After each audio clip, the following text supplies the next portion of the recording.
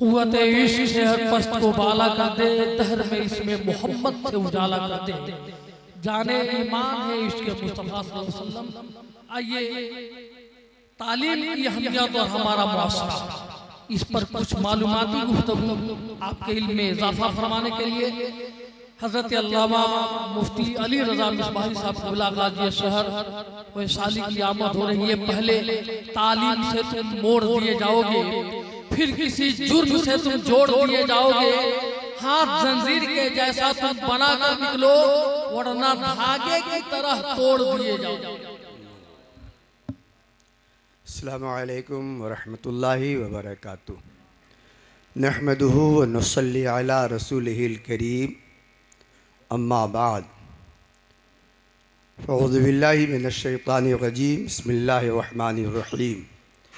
लैसा लिल इंसानि इल्ला मा सआ, सदक़ल्लाहुल अलीयुल अज़ीम। दुआ दुरूद शरीफ पढ़ें। अल्लाहुम्मा सल्लि अला सय्यिदिना व शफ़ीना व मौलाना मुहम्मदिन बारिक वसल्लिम सलातों व सलामन अलैका या रसूलल्लाह सल्लल्लाहु तआला अलैहि वसल्लम।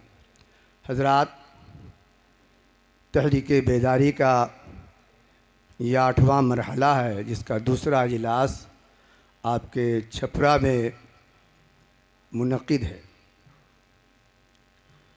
किसी भी कौम को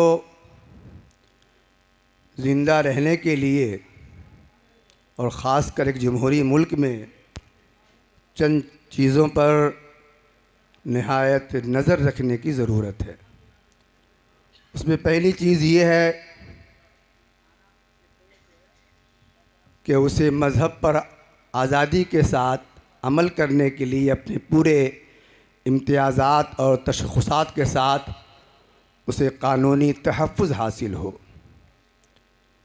क्योंकि क़ानूनी तहफ़्फ़ुज़ ही सारी चीज़ों की बुनियाद हुआ करती है।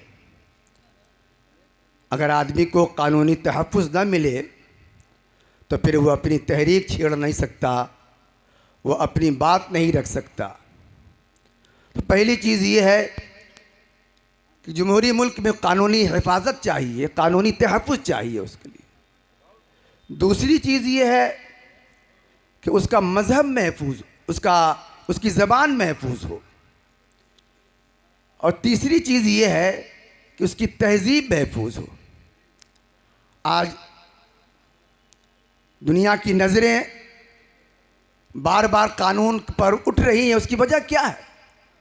उसकी वजह यह है कि जो कानूनी हिफाजत इन्हें मिली हुई है उसको मशकूक कर दिया जाए, या फिर किसी न किसी तरीक़े से मुसलमानों को जो कानूनी तहफ़्फ़ुज़ है ख़त्म कर दिया जाए, ताकि ये अपनी बात, अपने मुतालबात, अपनी तहरीकात ना छेड़ सके। जहाँ तक ज़बान की हिफाजत का मामला है, हमारे मजहबी सरमाया, कौमी असासा, मज़हब की बातें ज़्यादातर उर्दू ज़बान में हमारे यहाँ है।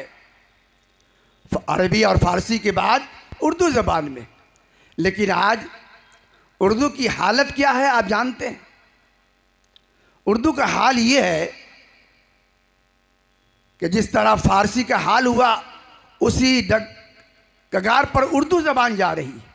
100 आदमी से आप दस्तखत कराएं तो 80 आदमी ऐसे मिलेंगे जो उर्दू ज़बान में दस्तखत नहीं कर सकते। जाहिर सी बात है कि जब आप अपनी ज़बान से महरूम हो जाएं तो आप दीन की मालूमात किस ज़बान में हासिल करेंगे?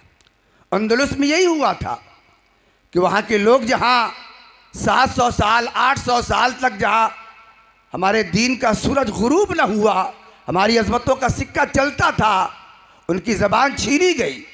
और ज़बान छीनने का नतीजा ये हुआ कि अपने मज़हब की तालीम और अपने मज़हब के बारे में वो जानकारी हासिल करने कोई ज़रिया न बचा। उनके मदारिस ख़त्म कर दिए गए, उनके मकातिब ख़त्म कर दिए गए। तो दीन का जानने का जो सोर्स था, जो ज़राए थे, वो सारे ज़राए ख़त्म हो गए। आज आहिस्ता आहिस्ता उर्दू ज़बान हिचकियाँ ले रही। स्कूलों में आप जाके देखें और समझें कि किस तरह हमारे बच्चे उर्दू से बेगाना हो रहे हैं। उर्दू के लिए सीट है, उस उस्ताद भी है, मगर हमारे बच्चे उर्दू पढ़ने के लिए तैयार नहीं, तो जाहिर सी बात है कि जिस तरह हुकूमत ने फ़ारसी के सीटों को इस तरह इसलिए ख़त्म कर दिया कि फ़ारसी पढ़ने वाले मौजूद नहीं है। अगर हुकूमत को ये बात समझ में आ जाए कि उर्दू पढ़ने वाले नहीं हैं, तो आखिर वो स्कूलों में, मदारिस में उर्दू के सीट रख के क्या करें। इसलिए अगर आप चाहते हैं कि आपकी ज़बान बची रहे और आप इस ज़बान के ज़रिए आपको मज़हब की तालीमात, मज़हब का इल्म आपको मिलता रहे, तो आप अपनी ज़बान से मोहब्बत कीजिए और हर फ़र्द बशर, हर फर्द अपने ज़बान की हिफाजत के लिए कमरबस्ता हो जाए। आप बंगाली को देखिए, बंगाली दुनिया के जिस मुल्क में रहता है, दुनिया के जिस कोने में रहे, मगर अपनी ज़बान को छोड़ता नहीं, अपनी ज़बान को भूलता नहीं है। हज़रात गिरामी, लेकिन हमें अंग्रेज़ी का ऐसा चस्का लगा, अच्छी चीज़ है अंग्रेज़ी का चस्का लगा, लेकिन इसका ये मतलब नहीं है कि हम अपनी मादरी ज़बान छोड़ दें, हम अपनी मादरी ज़बान भूल जाए। इसलिए ज़बान की हिफाजत हमारी ज़रूरत है।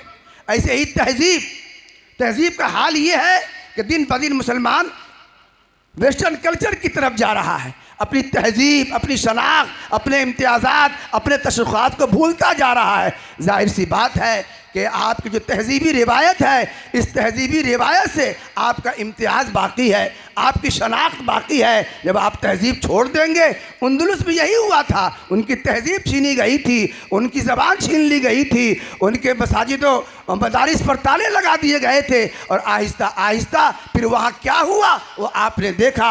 आहिस्ता आहिस्ता यहाँ भी इसी तरह के हालात पैदा किए जा रहे हैं। इसीलिए इदारे शरिया ने तहरीक छेड़ी है कि जो गफलत की चादर हमारे लोगों पे पड़ी है, वो चादर हटाई जाए और लोगों को बेदार किया जाए। इन तमाम चीज़ों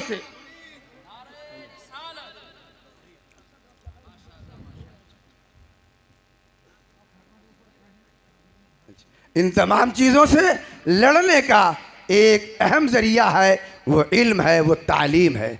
ज़रा इल्म हासिल कीजिए, बहुत से मसाइल का हल अल्लाह ताला ने इल्म की तहसील में रखा है। आपने सुना है नहीं, ये नारा है, आधी रोटी खाएंगे फिर भी पढ़ने जाएंगे।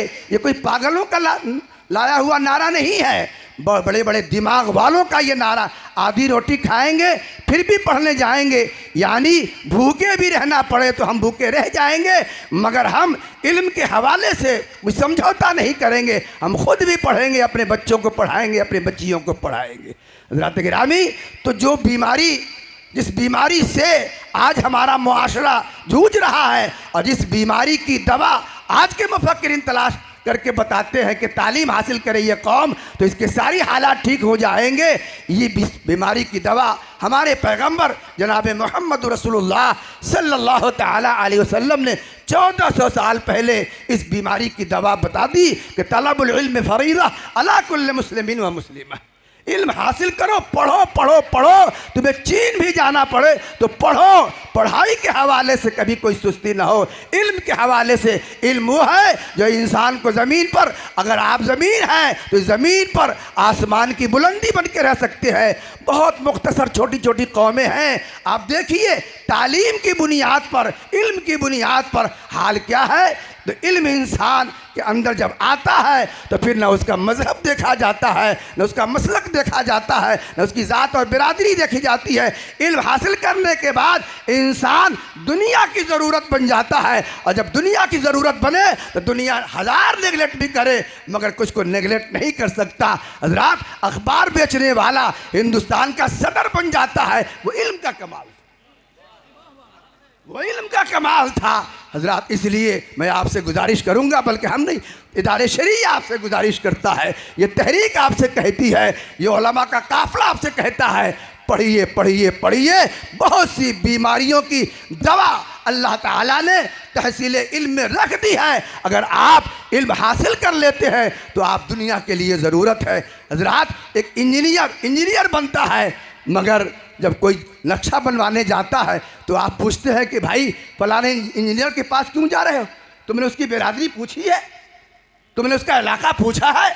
तुमने उसका मजहब पूछा है तो नक्शा बनवाने वाला कहेगा, वो जिस बिरादरी का हो, जिस मजहब का हो, हमको घर बनाना है, हमको नक्शे की ज़रूरत है, हम तो उसके पास जाएंगे। जब आप किसी डॉक्टर के यहाँ जाते हैं तो कोई कहता है कि भाई तुमने डॉक्टर का मजहब पूछा, उसकी बिरादरी पूछ, नहीं, बीमार की ज़रूरत है डॉक्टर जिस चाहे, जिस इलाके का हो, जिस मजहब का हो, बीमार को डॉक्टर के पास जाना ही पड़ता है। ऐसे ही इल्म जब किसी इंसान के अंदर आ जाता है तो वो आदमी कौम की ज़रूरत है, वो आदमी मुल्क की ज़रूरत है, वो आदमी समाज की ज़रूरत है। ज़रूरत बन जाइएगा। दुनिया हज़ार नज़रअंदाज करना चाहेगी, नज़रअंदाज नहीं कर सकती है। अस्सलाम वालेकुम।